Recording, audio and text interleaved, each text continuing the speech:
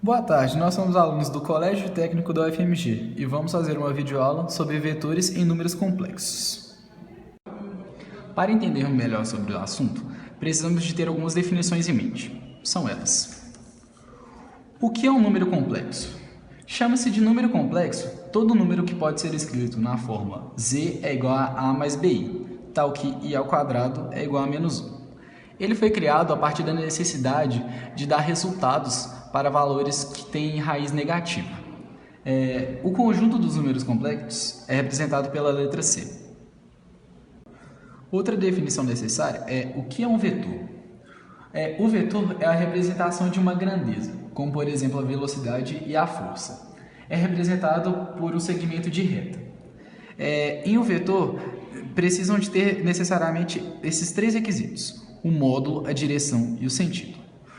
O módulo ele é representado pelo tamanho do vetor, que seria esse o tamanho.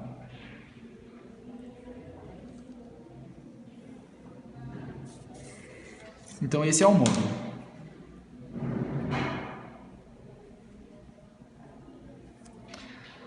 A direção se aplica a partir de um ângulo, que normalmente usamos o θ.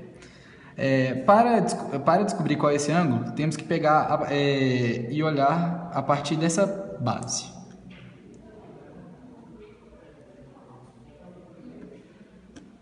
Esse seria o ângulo da direção, no caso o θ.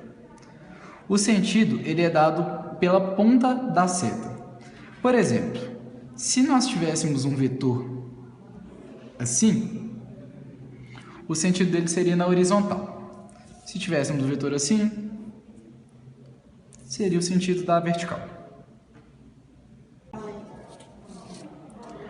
Representação gráfica de um vetor complexo. Temos que todo número complexo, representado por z, é igual a mais bi, onde a é a parte real e b a parte imaginária. Para todas essas representações, nós temos uma fórmula trigonométrica. Nós vamos usar ela para fazer a representação gráfica. E essa representação gráfica vai gerar o vetor de números complexos, que é o assunto da nossa videoaula. O módulo vezes cosseno de θ mais i vezes seno de θ vai ser igual a z. Z é um número complexo, é só uma outra forma de representar. O que seria o módulo? O módulo, nós poderíamos ter ele por a raiz de a ao quadrado mais b ao quadrado. A a parte real, b a parte imaginária desse número. Isso geraria o nosso módulo.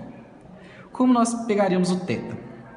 O θ, nós faríamos cosseno de θ é igual a a parte real, sobre z. E seno de θ é igual a b sobre o módulo, que seria a parte imaginária sobre o módulo.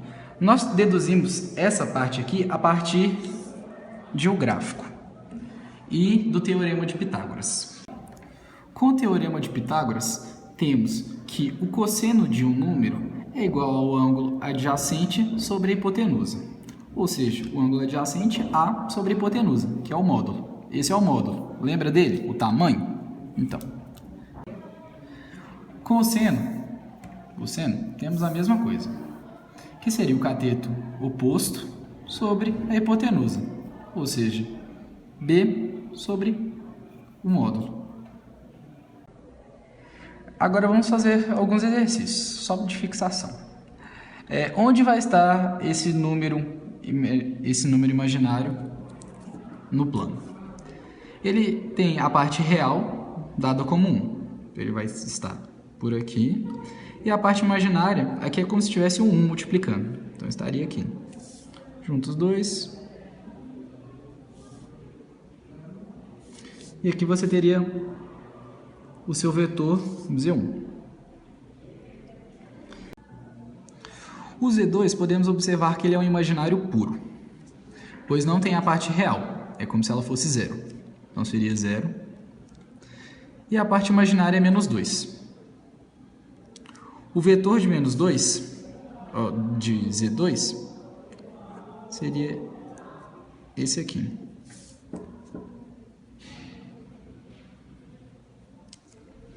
E o Z3, ele é um real puro. não tem parte imaginária. Então, é como se a parte imaginária fosse 0, e a parte real fosse 3. E aqui teríamos o nosso vetor.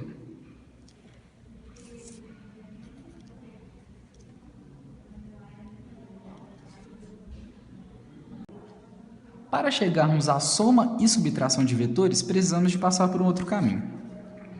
Aprender um pouco sobre outro tema, que seria simétrico de um número complexo. O número complexo, ele também tem um número simétrico a ele. O número z é igual a A mais bi, e também tem uma fórmula trigonométrica que nós já vimos, que é o módulo vezes o cosseno de θ mais i seno de θ. Porém, temos um número simétrico. Ele seria representado como menos e, ou seja, seria o oposto de um número complexo. Menos a mais bi, ou seja, menos a mais i menos b. Só trocar os sinais do a e do b.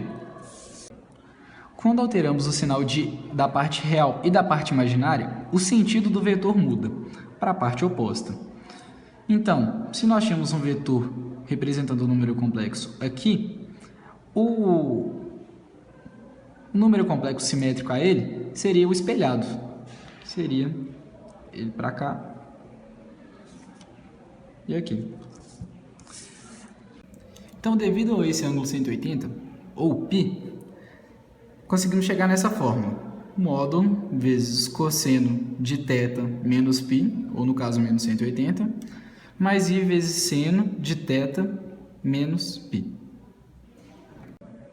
Agora vamos fazer alguns exercícios de números complexos e do seu número simétrico. Vamos representar o número zi, que seria o z2 seria o oposto de zi, e o z4 o oposto de z3. Vamos começar a representar o z1, 3 e 2. Estaria mais ou menos aqui.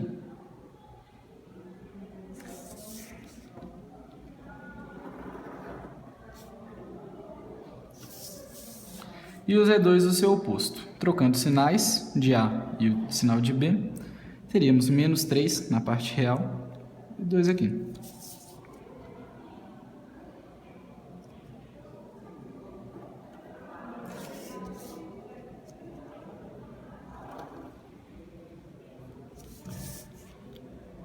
Aqui o nosso Z2, o oposto de Z1.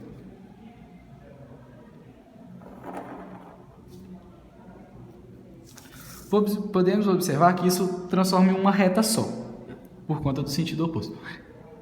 É uma reta. Agora vamos para o Z3, que seria 2 e 1.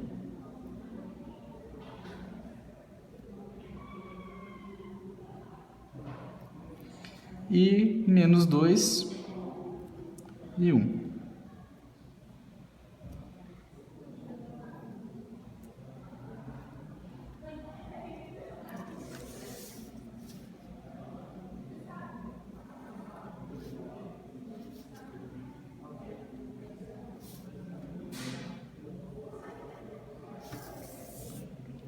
Z3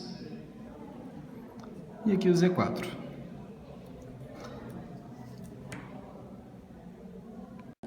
Para efetuar a soma, temos que fazer a soma do paralelogramo. Seria basicamente, por olhômetro, repetir essa parte aqui simetricamente e essa parte aqui simetricamente. Aqui teríamos nosso novo ponto. Vou chamar aqui de Z3. Agora, com esse Z3, nós achamos o ponto dele. É só ligar ele na base.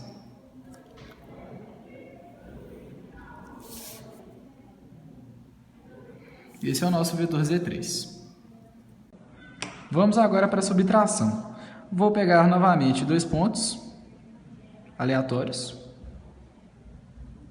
Chamar de Z1, de Z2.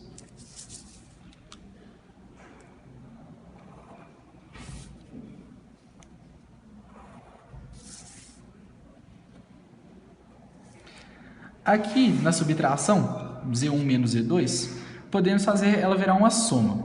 Z1 mais menos Z2.